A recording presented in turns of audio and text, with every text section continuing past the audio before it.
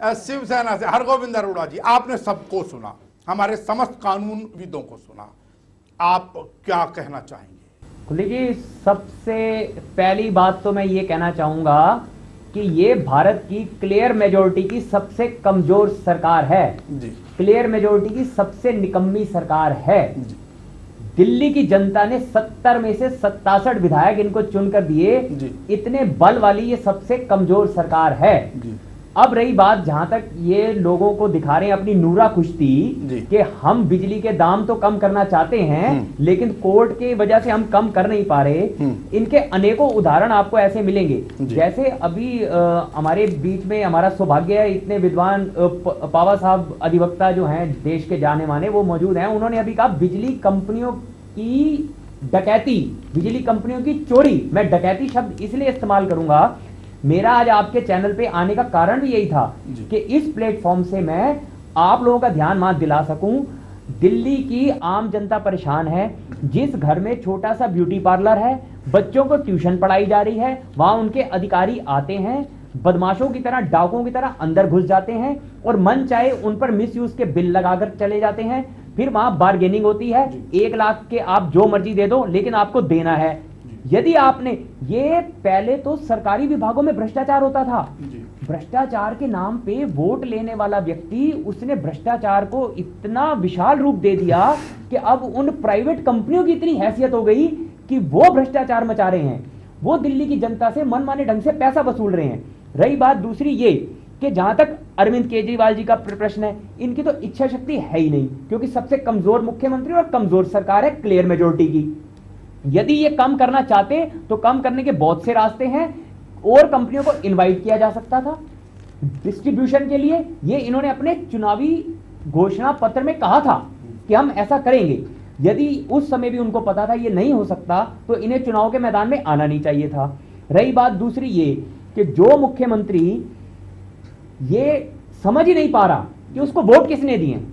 अरविंद केजरीवाल को दिल्ली की जनता ने वोट दिया, लेकिन अरविंद केजरीवाल का सारी ऊर्जा और सारा ध्यान पाकिस्तान की ओर होता है, क्योंकि पाकिस्तान की जनता ने तो वोट दिया नहीं। गुलाम अली का कार्यक्रम कैसे कराना है उसके लिए तो चीफ मिनिस्टर खड़े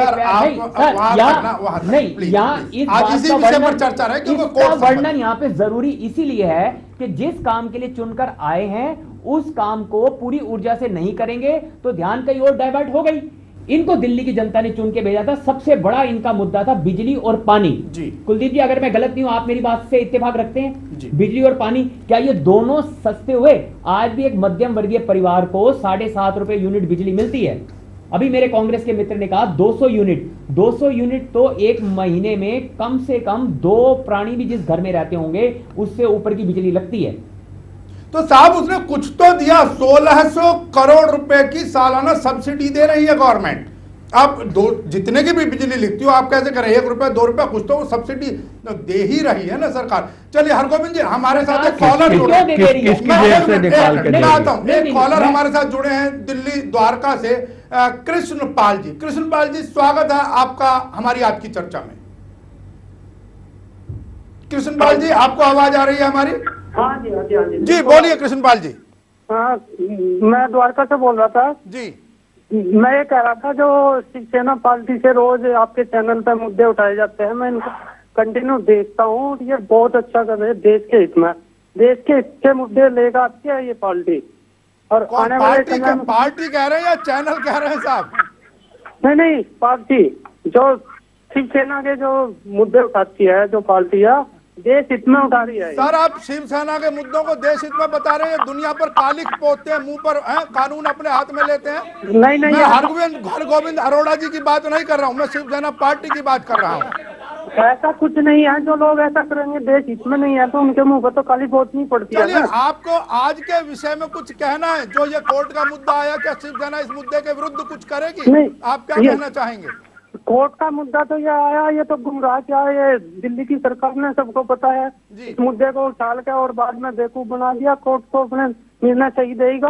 कोर्ट का तो निर्णय यही है कि भाई पहले से ही उसके ऊपर इंक्वायरी बैठी है, दूसरी इंक्वायरी कैसे बताई जाएगी जी। चलिए, और कुछ संदेश देना चाहेंगे कृष्णपाल जी? संदेश तो यही है जी, आप ऐसे ऐसे मुद्दे उठाते रहो और देश हित के लिए काम करते रहो। चैनल को ये बहुत बहुत धन्यवाद। चलिए, धन्यवाद साहब, बहुत बहुत धन्यवाद। धन्यवाद जी जी। कि ये सब्सिडी देते हैं और ये जनता के हक का पैसा सब्सिडी में दे देते हैं। हमारी सरकार आएगी तो हम बिजली के दाम कम करेंगे। आज जब इनकी सरकार आई है उसी ठर्रे पे चल रहे हैं, वही पुरानी शराब को नई बोतल में डालकर दे रहे हैं। सीधी सी बात यह है कि आज वही अरविंद केजरीवाल सब्सिडी दे रहे हैं, बिजली के दाम तो कम ना हुए, बिजली के दाम तो बढ़े। मैं कहीं ना कहीं उनके अंदर मतलब जैसे उदासी सी उनके अंदर छाती है। जी, क्या कहना चाहेंगे आप कुछ कह रहे थे पावर? मैं समझता हूं उनकी गलत सोच है, क्योंकि DERC को पावर है कि ऑडिट करवा सकती है। माननीय उच्च न्यायालय ने ऐसा ही निर्णय दिया है, वो पूरी सक्षम है ये करने में और ऑडिट होना भी चाहिए। दूसरी बात, कहीं ना कहीं मुझे ये लगा है कि आपने डिस्कॉम्स का साथ दे दिया है, ये कह करके कि न्यायालय का निर्णय आ चुका है मीटरों के ऊपर। आप इस बात के ऊपर ध्यान दीजिए, ये जो मुद्दा है माननीय उच्चतम न्यायालय के पास गया था और वहां माननीय उच्चतम न्यायालय ने एक जो बहुत बढ़िया बात कही थी कि नए जमाने में नई टेक्नोलॉजी का उपयोग होना चाहिए। अब ये माननीय न्यायालय ने कह तो दिया, और इस चीज उन माननीय उच्चतम न्यायालय के सामने खड़े कौन थे? एक तरफ डिस्कॉम कंपनी और एक तरफ सरकारी वकील। अब सरकारी वकील कौन सी भाषा बोलेगा? उसने अगर जनता की भाषा बोली होती तो वो सच्चाई सामने आती, क्योंकि जनता की भाषा नहीं बोल पाया, इस वजह से वो सच्चाई सामने नहीं आई। मीटर आज भी इनके लोग मानते हैं प्राइवेट में कि मीटर फास्ट चलते हैं। आपने बिल्कुल ठीक बात कही कि उन्होंने जनता की भाषा नहीं बोली, जो वकील वहां पर खड़े हुए थे। जी, एसके सिंह सरकारी वकील। एक उपभोक्ता होने के नाते क्या मैं गुप्ता जी से एक प्रश्न पूछ सकता हूं? मैं जी गुप्ता जी, अभी आपने कहा कि मीटर लोग वो कंपनियां लगाने जाती थी तो लोग लगाने नहीं देते थे क्योंकि आप विरोध करते थे। नहीं, आपने कंपनियों का तो बहुत वो लिया पक्ष। खैर, एक उपभोक्ता होने के नाते मैं आपसे, मैं खुद भी उपभोक्ता हूँ, मैं बिजली का उपभोग भी करता हूँ, आम आदमी भी हूँ, समाज में रहता हूँ, इसलिए मैं एक वकील के नाते से उपभोक्ता भी हूँ। बिल्कुल, आप जैसे विद्वान व्यक्ति से मैं ये पूछना चाहूंगा कि गुणवत्ता का पैमाना क्या होगा कि जब कंपनियां अपने मनमाने ढंग से पैसे ले रही हैं, उनके मन मुताबिक मीटर और वो लगी है केबल्स, मैं ठीक हूं, तो क्या कारण है कि वोल्टेज का जो तय करने का पैमाना है वो ये सारी जिम्मेवारी बिजली कंपनी की होनी चाहिए? विश्व में भारत ऐसा देश है कि जहां लोगों को इंडिविजुअल स्टेबलाइजर लगाने पड़ते हैं क्योंकि वोल्टेज की फ्लक्चुएशन होती है। इतनी महंगी बिजली और उसको लेकर भी क्या हमें स्टेबलाइजर लगाने पड़े? क्या इस पर आप थोड़ी सी रोशनी